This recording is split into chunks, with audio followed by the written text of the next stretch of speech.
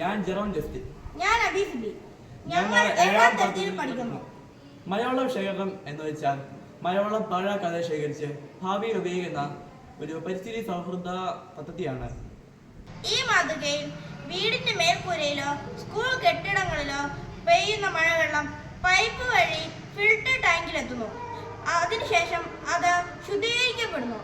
അതിനുശേഷം ഈ ജലം ഭൂമിയിലെ സംഭരണ ടാങ്കിലോ കുഴികളിലോ ശേഖരിക്കപ്പെടുന്നു. ഈ ജലം പിന്നീട് കൃഷിക്കായും മറ്റു ആവശ്യങ്ങൾക്കായും ഉപയോഗിക്കുന്നു. ഈ ടാങ്കിൽ മഴവെള്ളം ശേഖരിക്കപ്പെടുന്നു.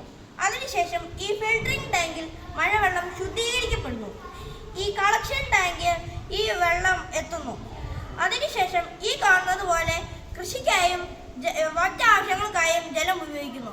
മഴവെള്ള ശേഖരണം എന്ന പദ്ധതി നടപ്പാക്കുന്നതിലൂടെ ഭൂഗർഭ ജലനിരപ്പ് ഉയരുന്നു, ജലക്ഷാമം കുറയുന്നു, വെള്ളം പാഴാക്കാതെ ഉപയോഗിക്കാൻ കഴിയുന്നു, പരിസ്ഥിതി സംരക്ഷണം സാധിക്കുന്നു.